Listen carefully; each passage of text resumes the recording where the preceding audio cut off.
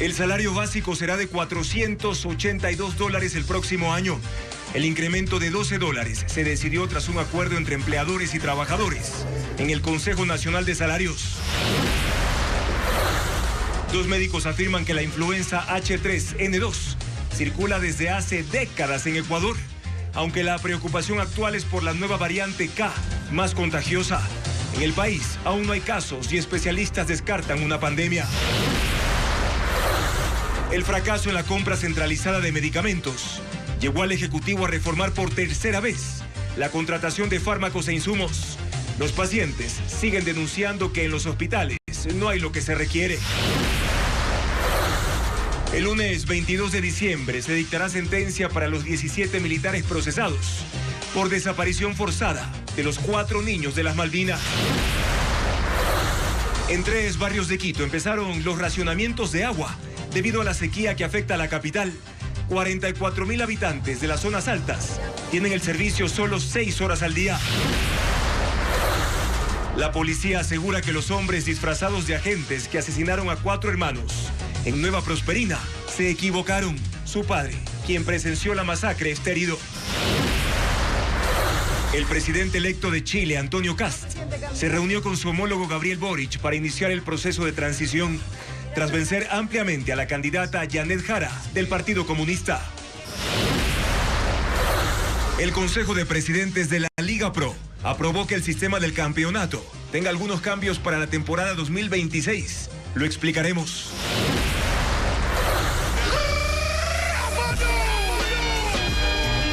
El múltiple campeón mundial de lucha libre, John Cena, se retiró de los cuadriláteros.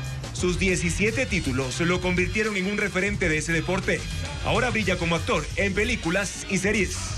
Lunes 15 de diciembre, el salario básico unificado en Ecuador subirá a $482 el próximo año. Con esta noticia, amigos, comenzamos Televistazo Estelar. Bienvenidos.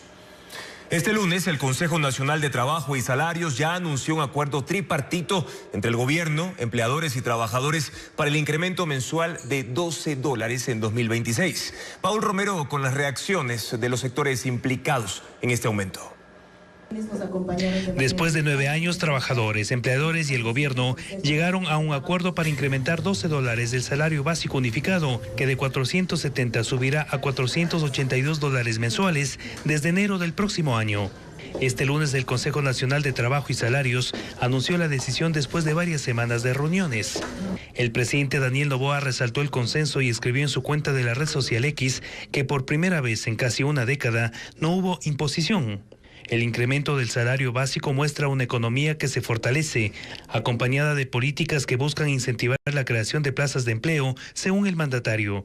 Los gremios empresariales también expresaron satisfacción con el acuerdo. La Cámara de Industrias y Producción señaló que es un mensaje de unidad y corresponsabilidad que le compromete a generar empleo formal. Cristóbal Buendía, uno de los representantes de los trabajadores ante el Consejo de Salarios, dijo que los $12 de incremento corresponden al cálculo de la inflación proyectada y que no existe beneficio extraordinario en el monto del nuevo salario básico. Este acuerdo básicamente se basa en el respeto irrestricto a la norma. Se calcula en base a la proyección de la inflación para el siguiente ejercicio fiscal, 3.2% según el INEC y el Banco Central. Aclaró que el incremento también repercutirá en el cálculo del 13º y cuarto sueldo de los trabajadores. El valor efectivo va a ser de aproximadamente $16, considerando que tanto el 13º y el 14º, como los fondos de reserva, también sufren un aumento a partir de esta decisión. El nuevo salario básico unificado para el 2026 se oficializará una vez que el Ministerio del Trabajo emite el acuerdo correspondiente para su publicación y vigencia. El presidente Daniel Noboa emitió un decreto ejecutivo para agilizar la compra de medicamentos. Ocurre tras constatar que la declaratoria de emergencia para abastecer a hospitales con medicinas e insumos no ha logrado obtener ni el 35% de los fármacos necesarios. Carla Delgado amplía la información sobre esta medida. El presidente Daniel Noboa reformó el procedimiento para la compra de medicamentos. Mediante decreto ejecutivo, Noboa introdujo una modificación al reglamento de la Ley del Sistema Nacional de Contratación Pública. La reforma permite repetir cuantas veces sea necesario los procesos de contratación directa, cuando una adjudicación sea declarada fallida. Esta decisión se adopta luego de la fallida declaratoria de emergencia para la adquisición de medicamentos e insumos médicos, que pese a la ampliación del plazo inicial de 60 días, aún no ha logrado abastecer a los hospitales públicos del país. De acuerdo con información del Servicio Nacional de Contratación Pública, el ministerio levantó una necesidad de 765 procesos, de los cuales solo 255 fueron adjudicados, es decir, apenas el 33%. La situación es aún más crítica en el Instituto Ecuatoriano de Seguridad Social. La entidad lanzó 350 procesos, pero solo 52 llegaron a su adjudicación, lo que representa apenas el 15%. Este bajo nivel de contratación mantiene en números rojos a las bodegas de los hospitales. La consecuencia directa de esta crisis la asumen los pacientes en los hospitales públicos. Por ejemplo, yo necesito para psiquiatría, no me dan la medicación. Tengo que comprar todos los días, cuesta $17 la medicamento. ¿Pero qué tipo de medicamentos son los que se declararon desiertos? Para enfermedades crónicas como diabetes, como hipertensión arterial, faltan antiinflamatorios, faltan antibióticos. Este es el tercer intento del Ejecutivo para enfrentar la crisis por la falta de medicamentos e insumos en los hospitales públicos.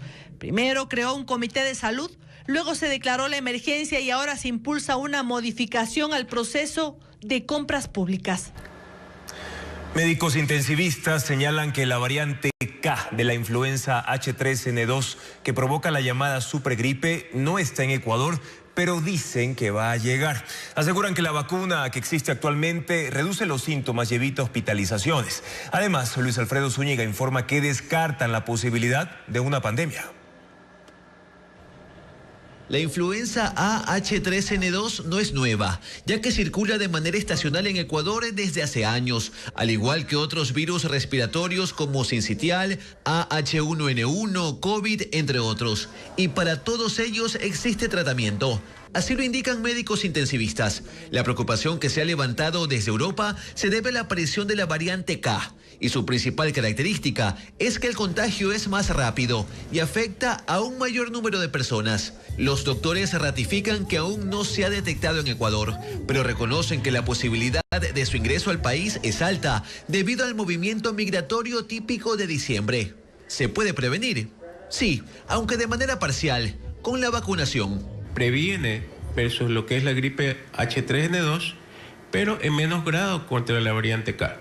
¿Por qué es importante vacunarse? Porque evita el hecho de hospitalizarse, hospitalización regular y hospitalización en UCI. Incluso si una persona se contagia de influenza AH3N2, los doctores dicen que una detección y tratamiento oportuno evitan complicaciones.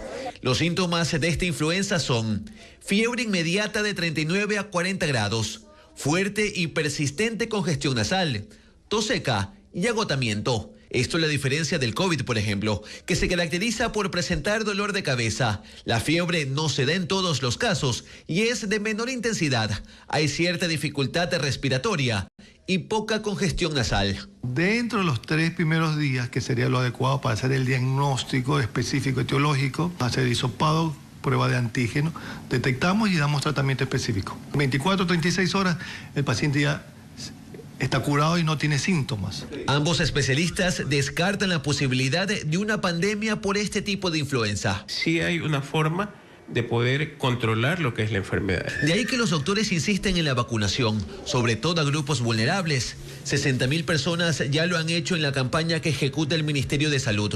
Se recomienda también el uso de mascarilla y distanciamiento a propósito de las reuniones de diciembre. El Instituto Nacional de Investigación en Salud Pública, INSPI, aseguró que ha reforzado el análisis de los casos positivos para AH3N2 para identificar sus variantes y tomar decisiones oportunas de salud pública.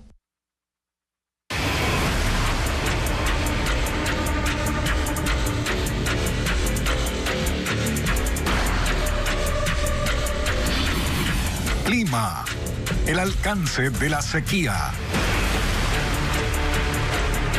La escasez de lluvias en Quito y la prolongada temporada calurosa han generado restricciones en el abastecimiento de agua en 3 barrios del norte de la capital. El llamado veranillo de diciembre y la alta radiación solar incrementan el consumo, provocando desabastecimiento principalmente en las zonas altas. Hernán Higuera informa que suplen la medida con camiones cisterna mientras persiste el descontento ciudadano. Veamos. Ante la falta de lluvia y el crecimiento indiscriminado del consumo de agua en los barrios bajos del norte de Quito, hay lugares donde el agua ya no llega desde ayer.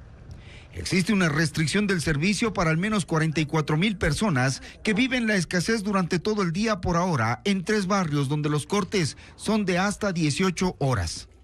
Esa restricción ya genera incomodidad en los barrios Bellavista Alto, Babilonia y Divino Niño, donde el agua se entrega solo desde las 11 de la noche hasta las 5 de la mañana.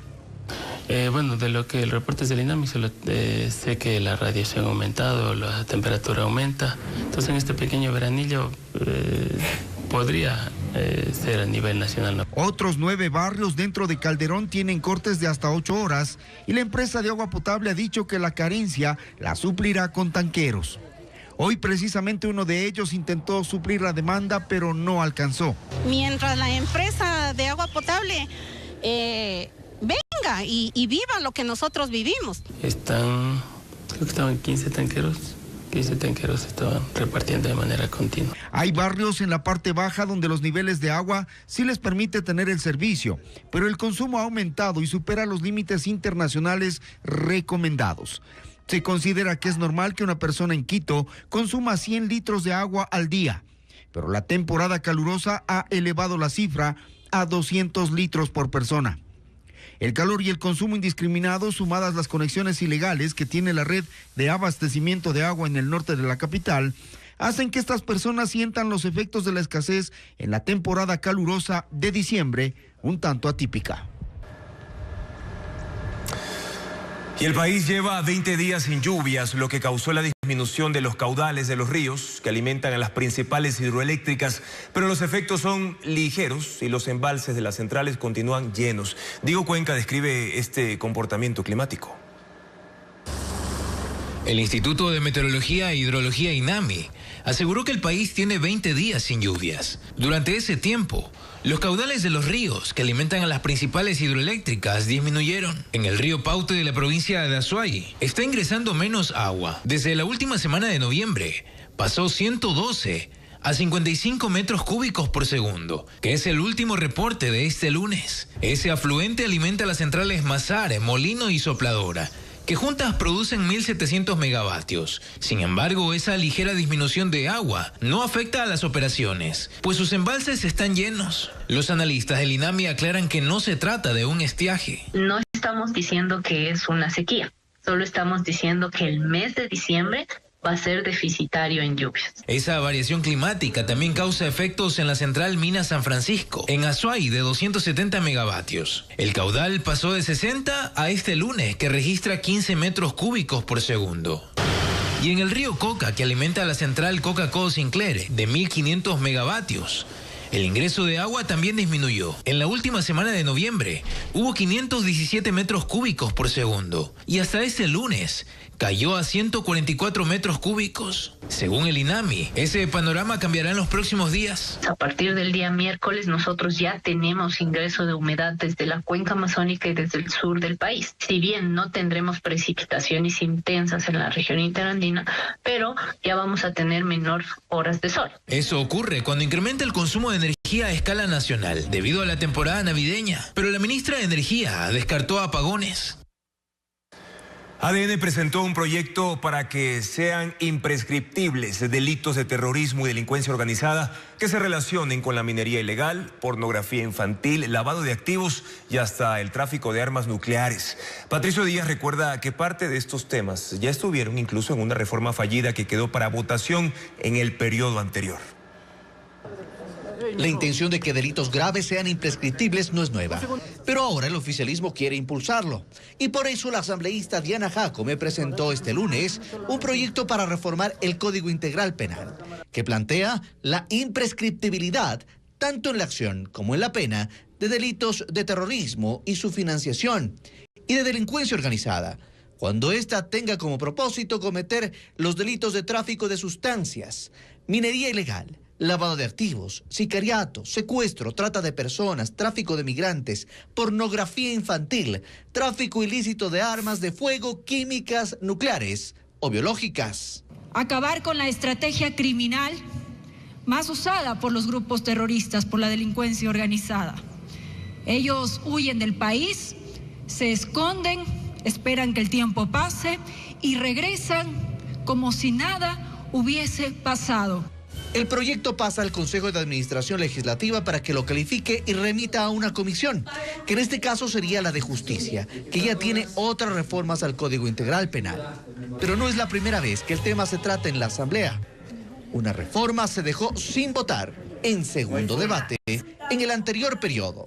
Esta incluía también la imprescriptibilidad de parte de esos delitos y otros, como femicidio, reclutamiento de niños, niñas y adolescentes con fines delictivos. ¿Qué pasó? El correísmo tenía mayoría en esa mesa. Incluyó un artículo para la revisión de sentencias que alarmó al legislativo. Y a la hora de votar, no hubo quórum. Ya no puede ingresarse ninguna otra moción y ya no pueden regresarlo a la comisión para tratar de manipular textos. Se acabó esto, señores. Con estos antecedentes, entra este proyecto al legislativo. La velocidad con que avance dependerá del propio oficialismo, que lidera la Asamblea y la Comisión de Justicia. La exministra del actual gobierno y jueza de Guayas, Ivonne Núñez, podría ser destituida. La Corte Constitucional determinó que cometió error inexcusable al otorgar una acción de protección en un caso que benefició a una empresa privada en perjuicio del Estado. Ella dice que es un tema político en contra del presidente Daniel Noboa. La Corte Constitucional, por unanimidad, declaró el error inexcusable cometido por Ivonne Núñez, exministra de Trabajo del actual gobierno y jueza en funciones de la Corte de Guayas. Según la Corte, Núñez y otro juez, Francisco Morales, incurrieron en una infracción gravísima porque concedieron una acción de protección para un caso que no tiene que ver con proteger derechos constitucionales de una víctima, sino con una disputa económica. Los magistrados señalan a Ivonne Núñez de beneficiar a una empresa privada en un litigio con la empresa pública Correos del Ecuador, desnaturalizando la acción de protección en un tema patrimonial que generó perjuicio económico al Estado. Núñez dice que el tema es político. Es un mensaje directo, político al presidente de la República, Daniel Noboa Sin. Si lo podemos hacer con ella, que fue tu ministra de Trabajo, lo podemos hacer contigo. Están engranando toda una estrategia para buscar el incumplimiento de funciones del presidente de la República. Se refiere a las sentencias que ordenaron al primer mandatario parar la explotación petrolera en el Yasuní y crear una comisión interinstitucional de seguridad. Ninguna se ha cumplido. La declaratoria de error inexcusable puede terminar en la destitución de Ivonne Núñez, pero eso depende del Consejo de la Judicatura, que recibirá el expediente de la Corte Constitucional para abrir un proceso disciplinario.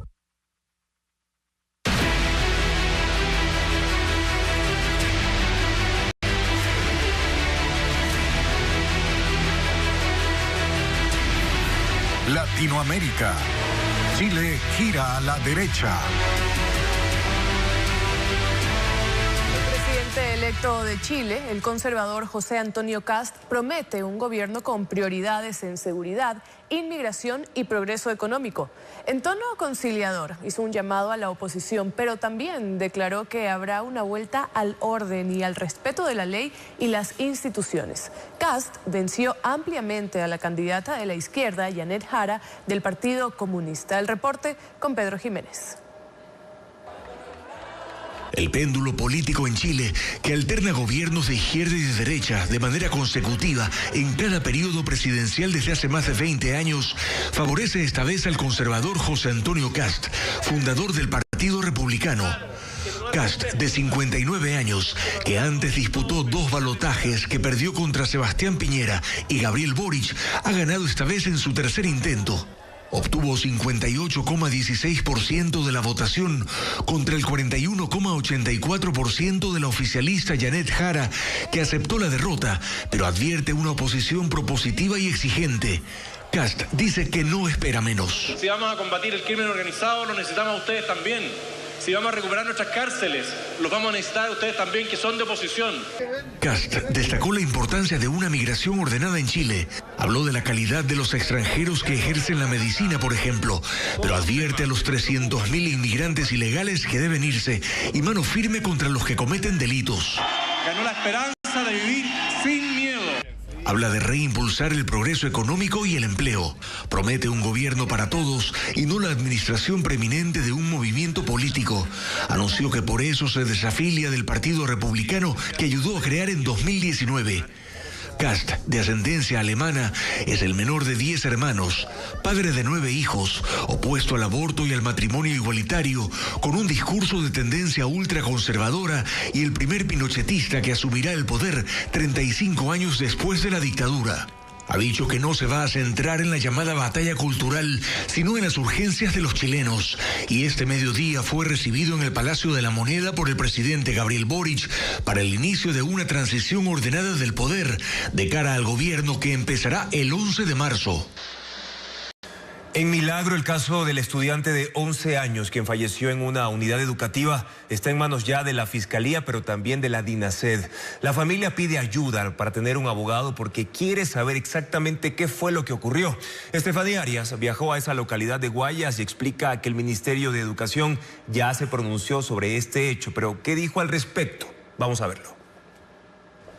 A Angélica Pérez Carrasco, de 11 años, la recuerdan como una niña alegre y bailarina, pero esa sonrisa que extraña a su familia se apagó el pasado viernes.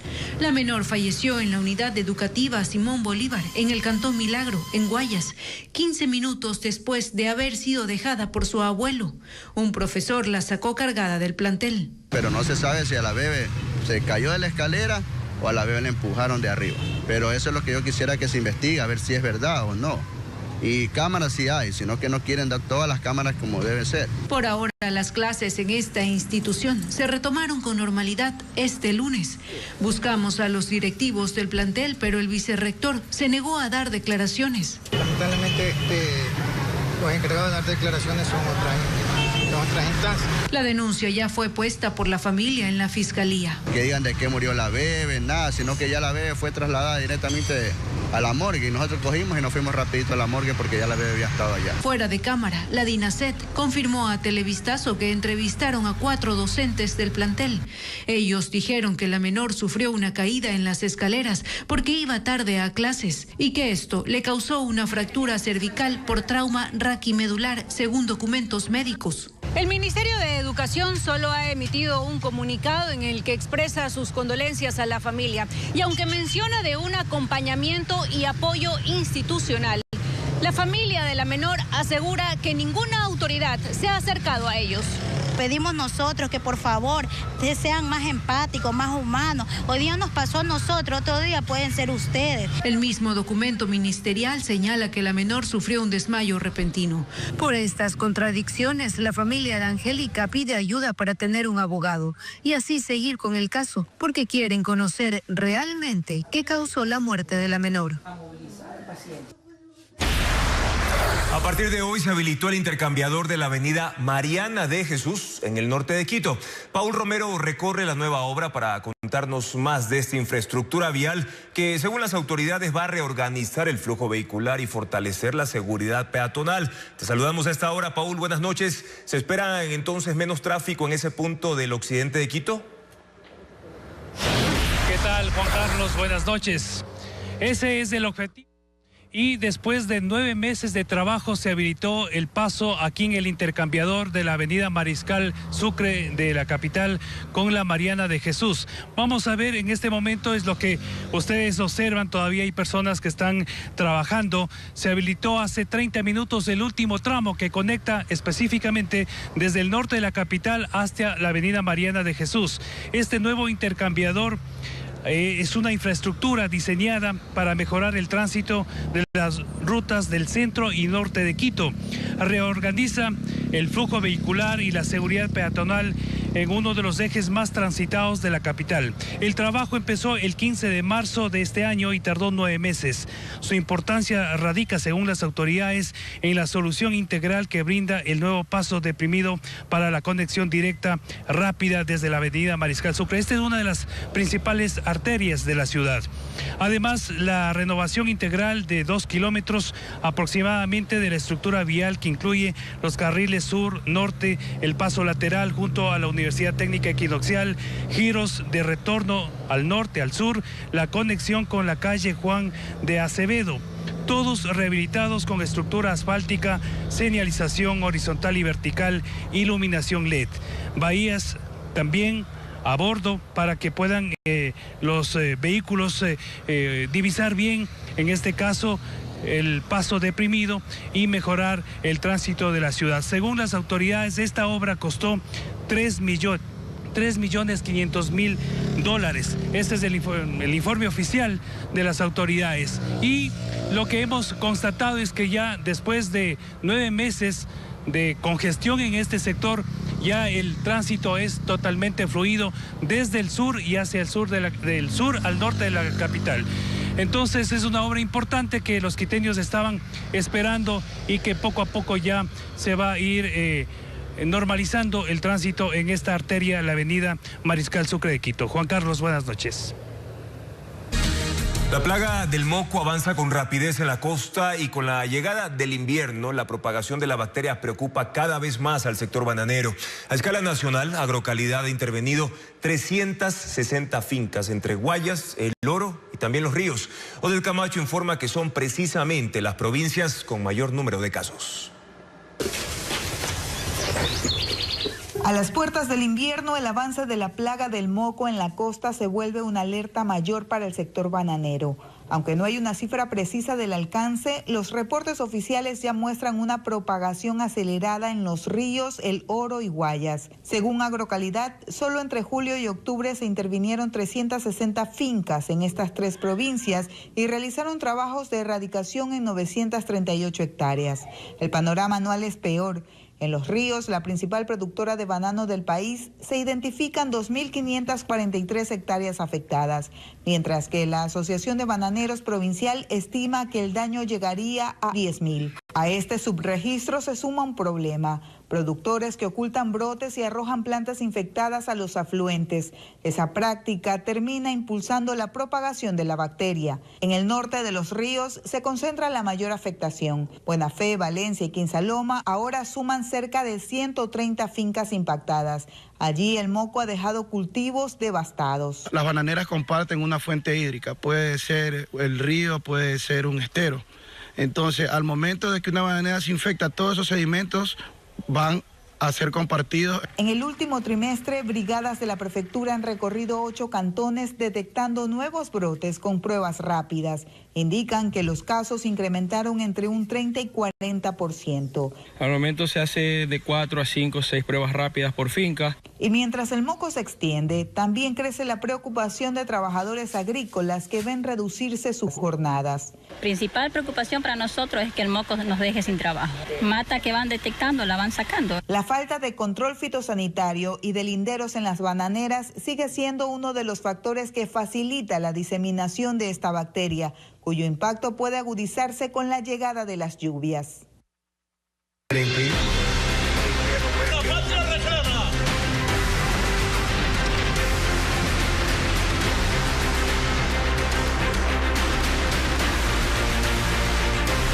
Mundo.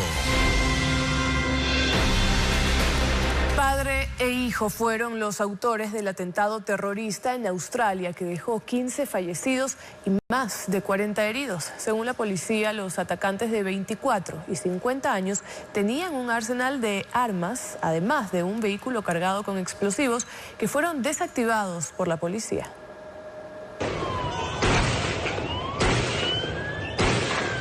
Los hombres vestidos de negro y portando armas largas desataron el terror ayer cuando abrieron fuego contra más de 1.000 personas que participaban en una celebración judía en Bondi Beach, una de las playas más concurridas de Sydney, Australia. Las autoridades los identificaron como Sayid Akram, de 50 años, y Navid Akram, de 24, padre e hijo. El hombre mayor fue abatido por la policía, mientras que el otro está hospitalizado en condición crítica y bajo estricta vigilancia. En el lugar del ataque, los agentes encontraron 4 armas largas, municiones y un vehículo con 2 artefactos explosivos artesanales sin detonar, así como una bandera del Estado Islámico. Según las investigaciones, ambos le dijeron a su familia que irían a un viaje de pesca, pero se hospedaron en un hotel donde se encontraron otros 2 fusiles y chalecos antibalas. De los antecedentes de los atacantes, se conoce que el padre llegó a Australia en 1998, aunque no se dice cuál es su origen. Tenía residencia y licencia para porte de armas de cacería. Su hijo Navid nació en Australia, fue investigado durante 6 meses en 2019 por presuntos vínculos con células terroristas, pero las autoridades determinaron que no representaba ningún peligro. El gobierno australiano dijo que se trató de un ataque de extremismo religioso contra la comunidad judía que dejó 15 fallecidos y más de 40 heridos. Centenares de personas rinden homenaje a las víctimas, entre las que hay una niña de 10 años. París suspende el concierto de Año Nuevo en los Campos Elíseos por riesgos de seguridad. La policía de la capital francesa presionó a la alcaldía para que cancelara el evento por las dificultades que representa el resguardo de más de 1 millón de asistentes. Sin embargo, se mantendrá el tradicional show de fuegos artificiales. La medida fue ratificada este fin de semana y ocurre tras el ataque terrorista en Australia. Familiares de presos políticos en Venezuela exigen su liberación antes de Navidad. En un acto en la Plaza Bolívar del municipio de Chaco, en el este de Caracas, protagonizaron una cena simbólica en homenaje a sus parientes. En la mesa había adornos con los nombres de los detenidos, la mayoría arrestados tras las elecciones de julio de 2024, cuando salieron a protestar por el fraude con el que Nicolás Maduro se adjudicó un nuevo periodo de gobierno. La ONG Foro Penal informó en un reporte con fecha 10 de diciembre que en Venezuela hay 893 presos políticos. Miles de personas salieron a las calles de Río de Janeiro, Brasilia y Sao Paulo este domingo en una manifestación contra la ley que pretende reducir las penas al expresidente Jair Bolsonaro y otros condenados por intento de golpe de Estado, abolición del Estado de Derecho y demás delitos relacionados con la violencia en la Plaza del Congreso el 8 de enero de 2023. El proyecto plantea dejar vigente solo el castigo por el delito más grave y eliminar la acumulación de penas, reduciendo sustancialmente el tiempo en prisión y permitir incluso un régimen abierto después de 2 años. El proyecto aprobado ya en la Cámara de Representantes pasa ahora a manos del Senado. Nueva York recibió en el fin de semana la primera nevada de la temporada. El fenómeno comenzó la noche del sábado y se consolidó este domingo con grandes acumulaciones de nieve que cubrieron la ciudad con un manto blanco que provocó incluso alteraciones en los aeropuertos de área con retrasos de hasta 6 horas. Además, las bajas temperaturas se acentuaron y los termómetros han llegado a marcar 6 grados bajo cero. La nevada cayó también en otras ciudades como Boston y Filadelfia. La defensa civil en la Franja de Gaza comenzó una nueva fase de búsqueda y recuperación de cadáveres que quedaron bajo escombros de edificaciones derribadas por los ataques de Israel contra el grupo Hamas. 45 cuerpos fueron sacados de una casa en ruinas donde había casi 100 personas refugiadas. El reporte con Pedro Jiménez. Maquinaria pesada remueve toneladas de hierro y cemento para permitir a miembros de la defensa civil llegar hasta los restos enterrados desde un ataque israelí el 15 de diciembre de 2023. La guerra estaba empezando y recién ahora, 2 años después, han podido ir por los cuerpos. La identificación a veces se limita al reconocimiento de ciertas prendas de vestir. Fayez Salim dice que más de 100 personas se encontraban en el edificio ese día, que 20 heridos fueron rescatados en ese momento, pero que los muertos fueron 94. Samira Salim dice que perdió a unos 10 familiares. Y Zakaria Ismail espera que saquen el cuerpo de su hija. En esta jornada se han recuperado 45 cadáveres. La cifra actualizada de muertos por la guerra fue elevada hoy a 70.665, incluidos más de 300 en ataques esporádicos contra células de Hamás desde que entró en vigencia el alto al fuego el 10 de octubre. Una corte de Hong Kong declaró culpable de conspiración y sedición al fundador de un diario que está detenido desde las protestas 2019. Jimmy Lai, de 78 años, fue acusado de difundir material subversivo y colaborar con gobiernos extranjeros para derrocar al régimen chino por su cobertura de las manifestaciones. Amnistía Internacional dijo que el fallo es una sentencia de muerte para la libertad de expresión. Jimmy Lai, fundador del diario Apple Daily, podría pasar el resto de su vida en prisión por la cobertura de las protestas antigubernamentales de 2019, que exigían que Hong Kong se mantuviera autónoma de China continental. El Tribunal Superior de ese territorio lo declaró culpable de conspirar para derrocar el gobierno chino, con ayuda de fuerzas extranjeras, además de difundir material subversivo que cuestionaba la autoridad del régimen. Lai se declaró inocente, pero los 3 jueces que llevaban el caso determinaron que era evidente que albergaba odio en su corazón contra Beijing y sus autoridades, representando una amenaza para la seguridad de la nación. Lai lleva 5 años en prisión. Fue detenido bajo la Ley de Seguridad Nacional introducida por el régimen en 2020 para contrarrestar las manifestaciones. Su diario fue cerrado en 2021 y los periodistas de alto perfil están detenidos. El empresario es ciudadano británico y su familia pidió a las autoridades de Reino Unido que intercedan para que sea liberado. Amnistía Internacional dijo que la declaratoria de culpabilidad contra él es una sentencia de muerte para la libertad de expresión en Hong Kong. La condena se conocerá en 2026. El actor y director estadounidense Rob Reiner y su esposa Michelle Singer fueron encontrados sin vida en su residencia de Los Ángeles. Tenían varias heridas por arma blanca. Ana María Palacios informa que el caso ya está siendo investigado. El actor, director y productor estadounidense Rob Reiner, de 78 años, fue hallado muerto en su casa en Brentwood, Los Ángeles, junto a su esposa Michelle Singer, de 68 años.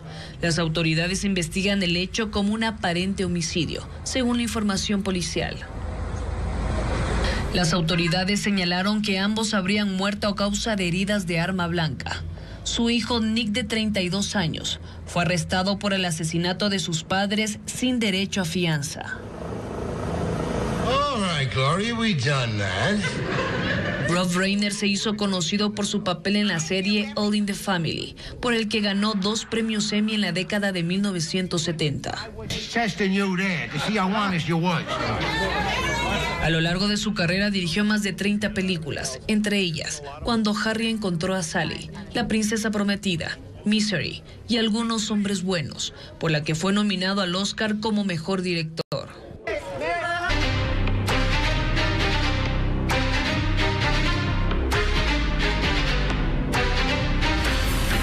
Masacres, violencia y descontrol.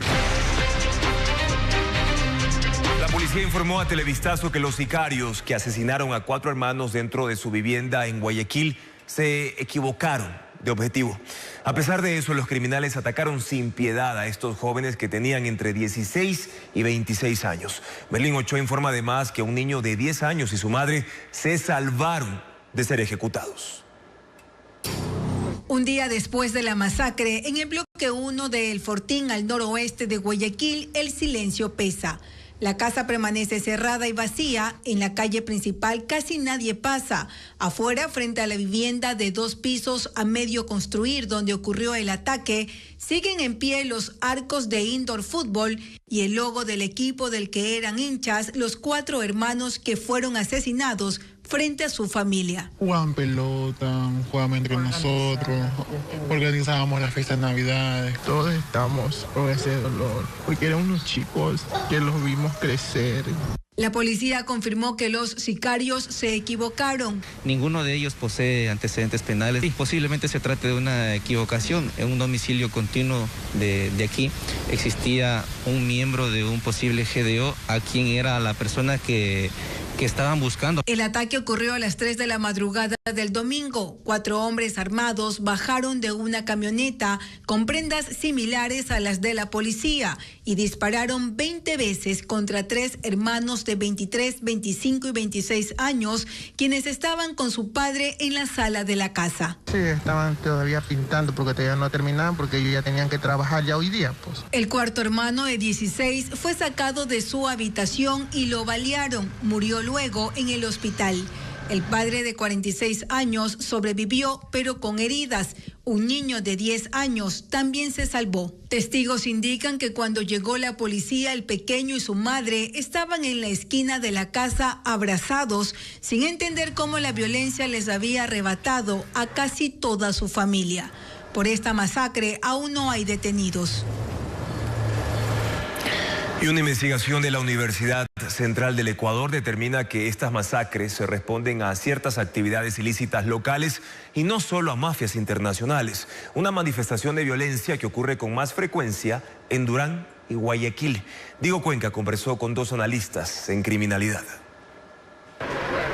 En Ecuador, las masacres marcan una nueva manifestación de la violencia, porque el común denominador durante los fines de semana son los ataques contra grupos de 3 o más personas. El Observatorio Ecuatoriano de Conflictos de la Universidad Central investigó los asesinatos múltiples y determinó que en los últimos 11 años ocurrieron más de 38.000 homicidios intencionales, pero solo el 27% estuvo relacionado con el tráfico de drogas, según datos del Ministerio del Interior. No tiene que ver con el crimen organizado, tienen que ver con criminalidad común, tienen que ver con un expansivo mercado de armas que no tiene control en el país, pero que no necesariamente están atados a las grandes mafias internacionales. Y para resolver esa reproducción social se requiere una cosa que es inmediata e inminente: desarmarle a la sociedad. Según el programa de investigación sobre orden, conflicto y violencia de la Universidad Central, en el 2024 hubo 774 masacres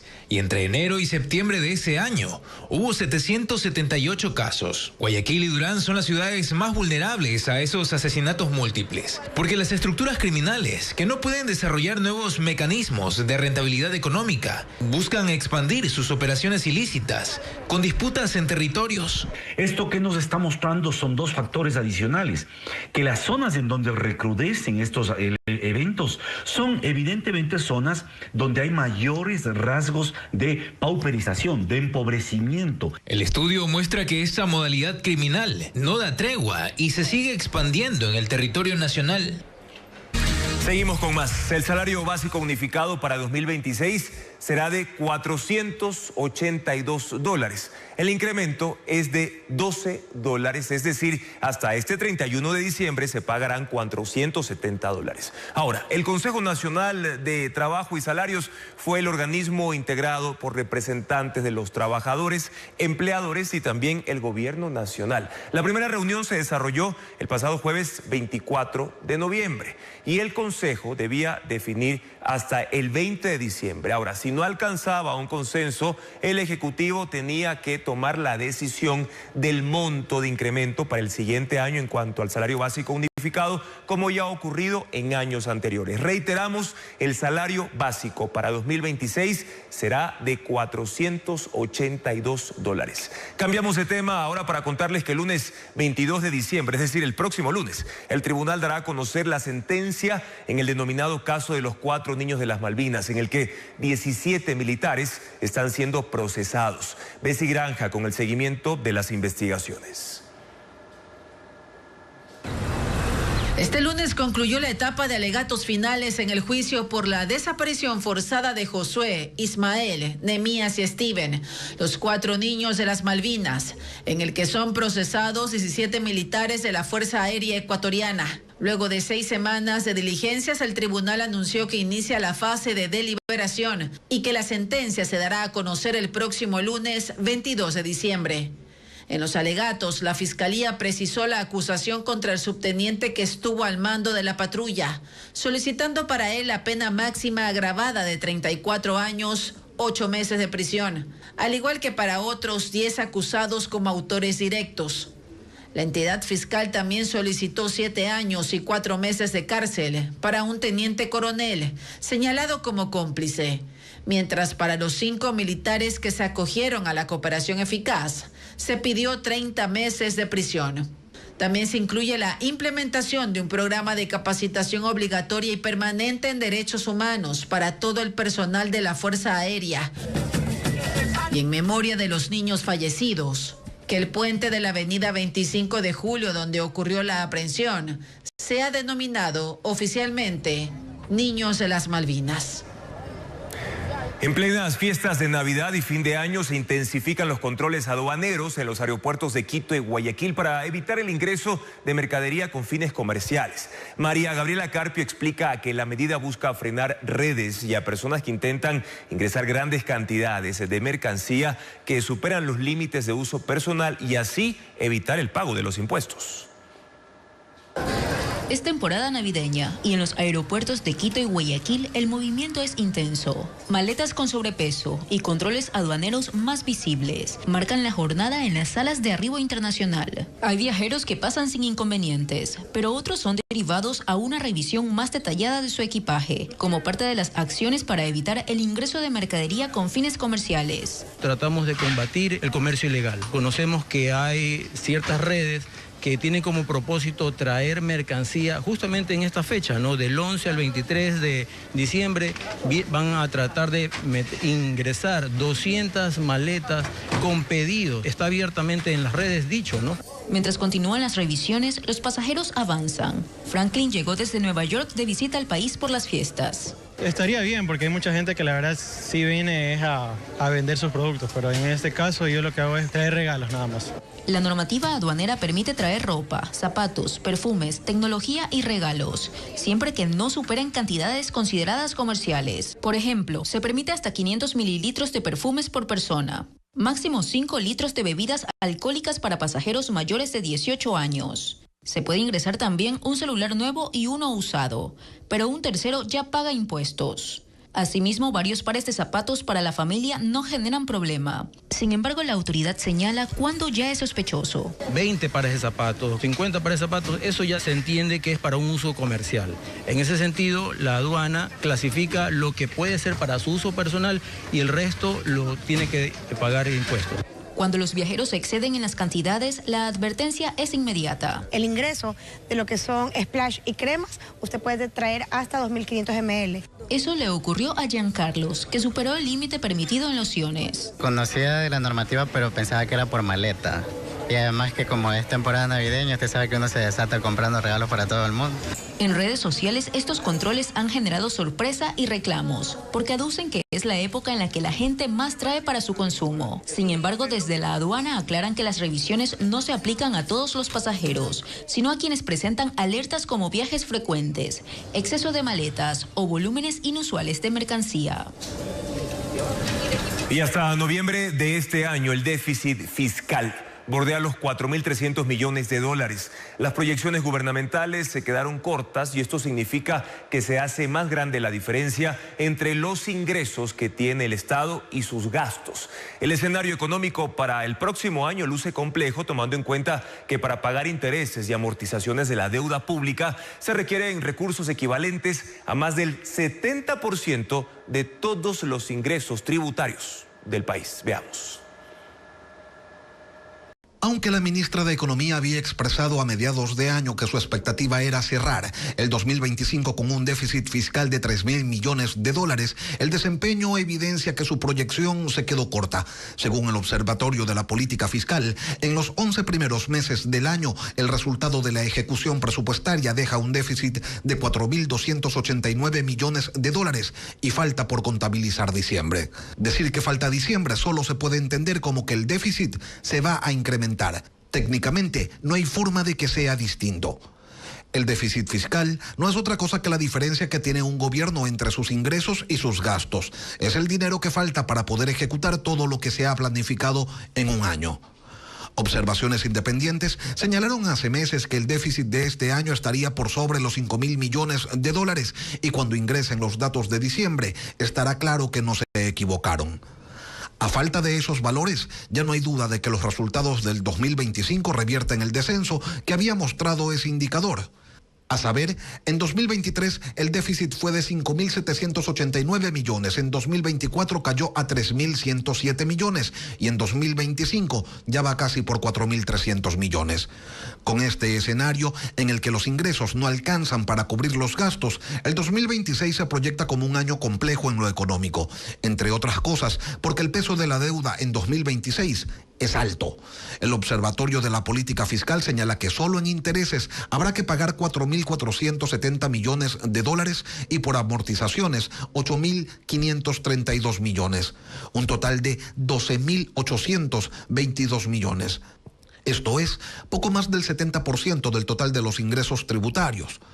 Solo el pago de intereses supera los presupuestos de defensa, educación, de salud. Es más del doble de lo que se pagará en bonos y atenciones sociales. Esa es la situación. Ahora, ¿cómo la van a abordar los administradores de la cosa pública? Hasta el momento no se lo ha dicho. El plan para manejar este escenario es un misterio absoluto. El oficialismo afirma que existe una distorsión que permite a privados de libertad aprovecharse de medidas cautelares y salidas anticipadas al pertenecer al grupo de atención prioritaria que establece la Constitución de la República del Ecuador. Por eso defienden la enmienda que busca sacarlos de esa lista. Patricio Díaz explica esas justificaciones. La intención del oficialismo es sacar de los grupos de atención prioritaria a los privados de libertad, es decir, adultos mayores, niños, niñas y adolescentes, personas con discapacidad o de quienes sufren enfermedades catastróficas. Son víctimas de violencia sexual o doméstica, de maltrato infantil, de desastres naturales y antropogénicos. Según los asambleístas de ADN, hay reos que han usado esa condición para obtener traslados, suspender sanciones disciplinarias, modificar regímenes de cumplimiento como salidas anticipadas e interferir en decisiones de gestión penitenciaria. La proponente de la enmienda, Lucía Pozo, asegura que lo han hecho utilizando recursos constitucionales, como el habeas corpus correctivo.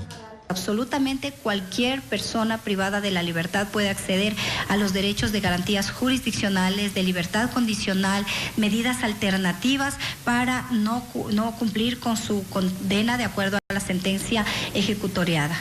Asegura además que en el último año hay un incremento sorpresivo de esas solicitudes, tanto de medidas cautelares como de recursos constitucionales. Por ejemplo, pasaron de 2 en 2018 a 7 en 2020, 13 en 2021 y hubo una caída a 2 en 2022, pero llegaron en 2023 a ser 67. De los 67 al año que acceden a este beneficio, puede ser que 10 sean de alta peligrosidad. Estos argumentos están en la justificación que presentaron para la enmienda. Aseguran que la interpretación extensiva de este beneficio y el indulto al microtráfico han reducido el tiempo efectivo de privación de libertad de segmentos vinculados a economías ilícitas. Esto deberá convencer no solo a la Corte Constitucional, que debe confirmar la vía, sino también a la Revolución Ciudadana. Necesitan sus votos para que la propuesta sea aprobada. El oficialismo llega a los 78 y se requieren 101. Los presos forman parte de este grupo de atención prioritaria que protege la Constitución junto con embarazadas, menores de edad y también los adultos mayores. ¿Pero se considera esto un privilegio? Fabiola Santana conversó con un jurista y presenta un análisis de este tema. Los privados de libertad están en el grupo de personas vulnerables que deben recibir atención prioritaria del Estado. ¿Eso implica un privilegio para los presos? Según el jurista David Cordero, no. Es solo una garantía para la igualdad de derechos. En este caso, a la educación, salud, seguridad, pues no pueden ejercerlos por su cuenta y dependen únicamente del Estado. Lo que genera estar en estos grupos es políticas públicas de atención. Y en el tema de las personas privadas de la libertad es básicamente porque son personas que no pueden por sí mismas satisfacer ninguna necesidad básica.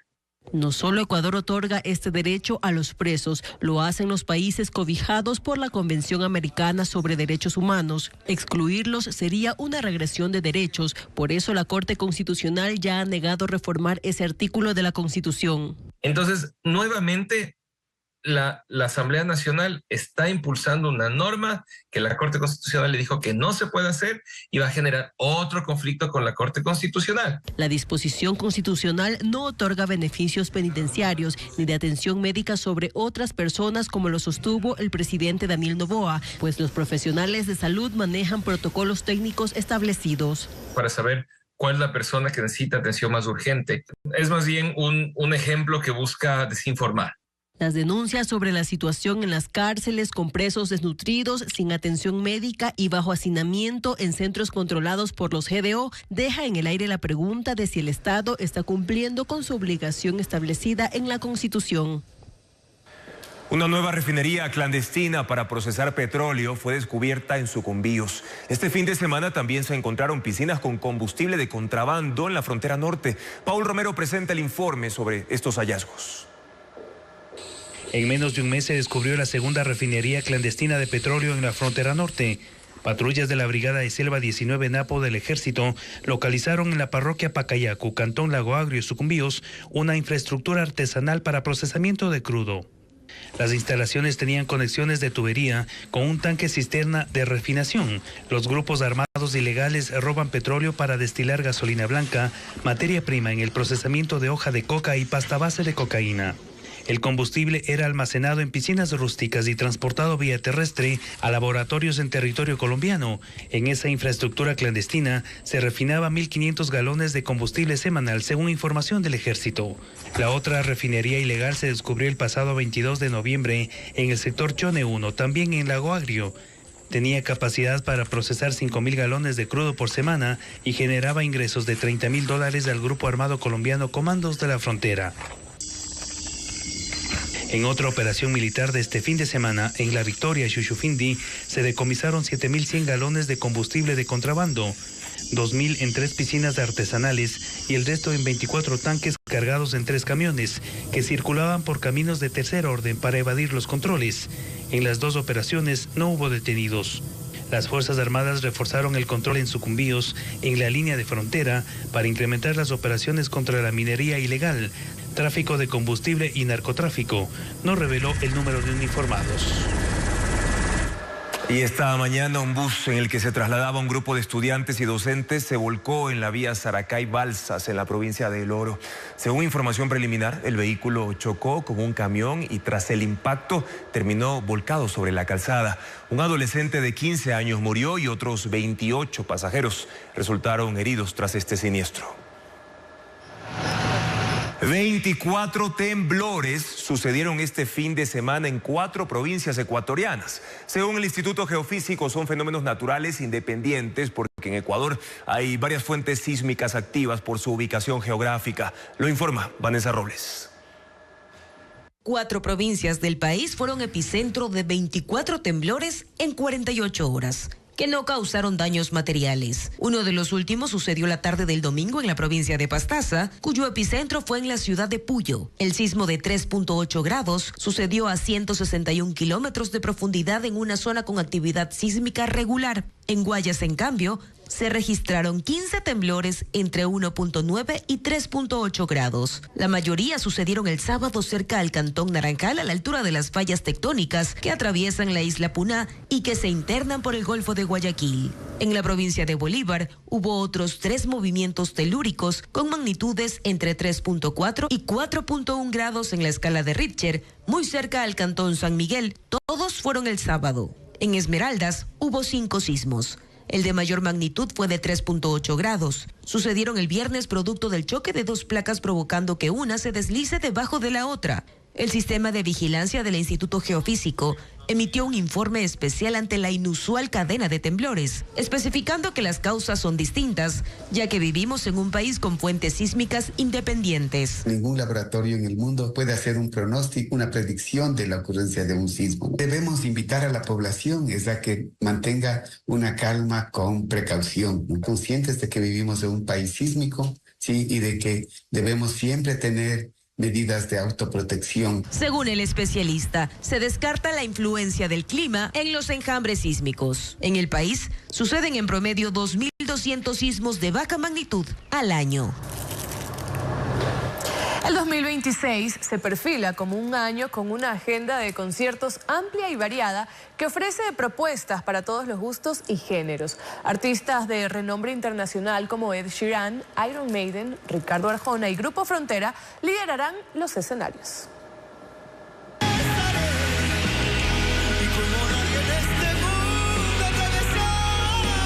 Los conciertos en Ecuador arrancarán en 2026 con Alejandro Sanz.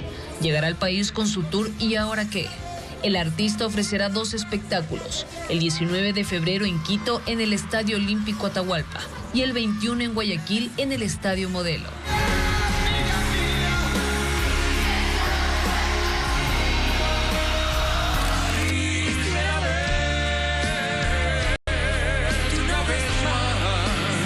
Lucero y Mijares se unen para ofrecer un show el 7 de marzo en el Coliseo Voltaire Paladines Polo en Guayaquil.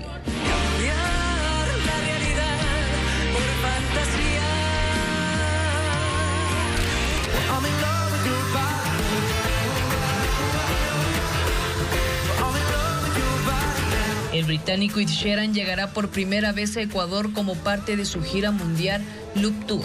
El show será el 23 de mayo en Quito, en el Estadio Olímpico Atahualpa.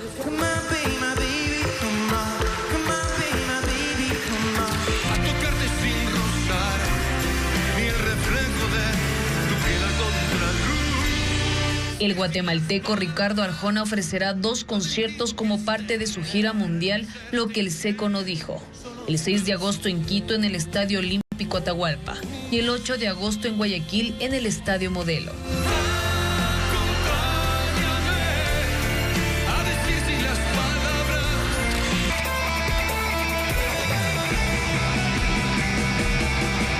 La mítica banda de heavy metal Iron Maiden anunció su regreso a Ecuador el 14 de octubre con un concierto en el Estadio Olímpico Atahualpa, como parte de su gira conmemorativa por sus 50 años de trayectoria.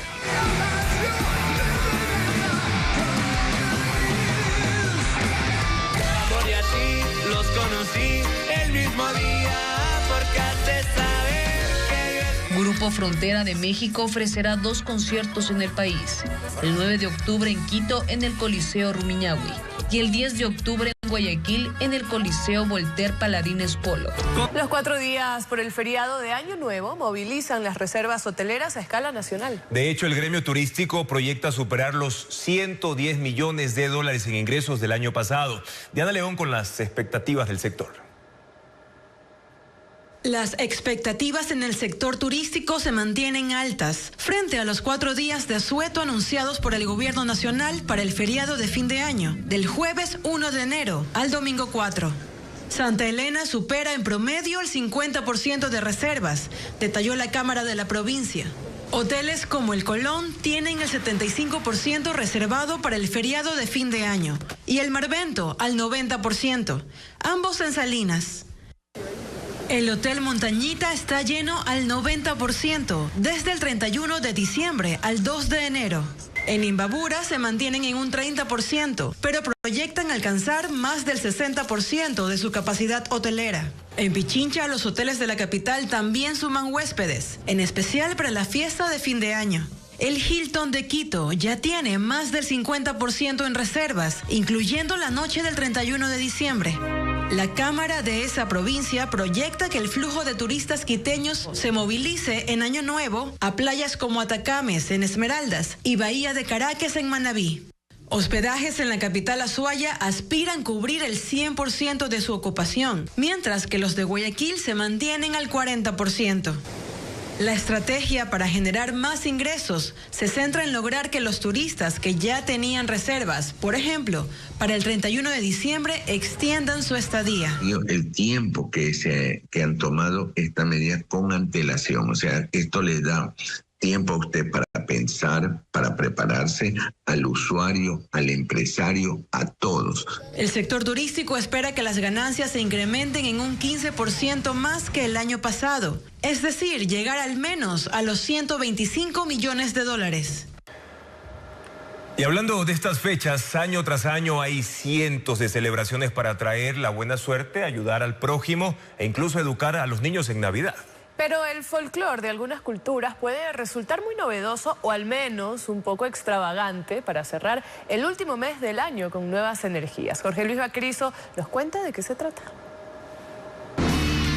Desde hace 4 años, motociclistas españoles se reúnen en la Papanoelada, un desfile de 2 ruedas que combina diversión y solidaridad en Sevilla.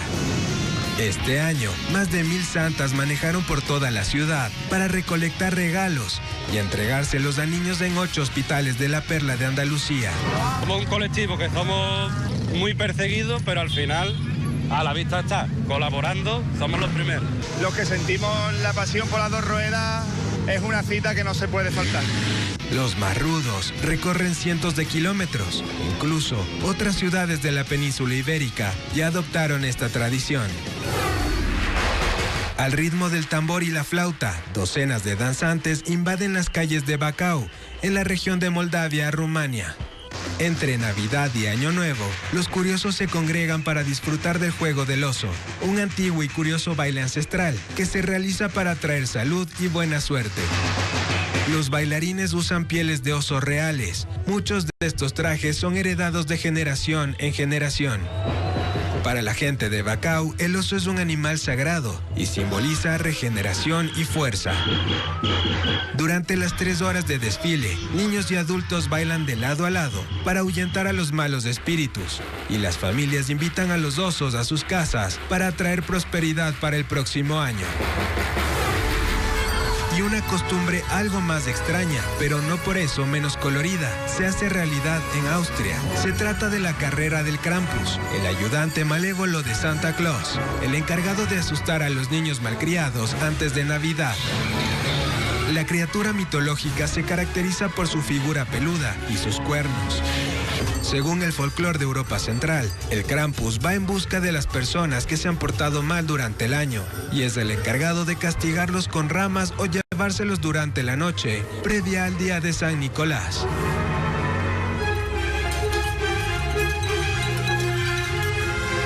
Gracias por su sintonía, amigos. Mañana en Contacto Directo, Ramiro García, abogado defensor del alcalde de Guayaquil, Aquiles Álvarez, para analizar el avance en el caso AAA. Además estará con nosotros Javier Vázquez, gerente de la empresa pública metropolitana de transporte de pasajeros, para responder a los argumentos de la Contraloría por la glosa al contrato de los troles en la capital. Las noticias, amigos, continúan en la primera emisión de Televistazo desde el amanecer y también en ecuavisa.com. Buenas noches.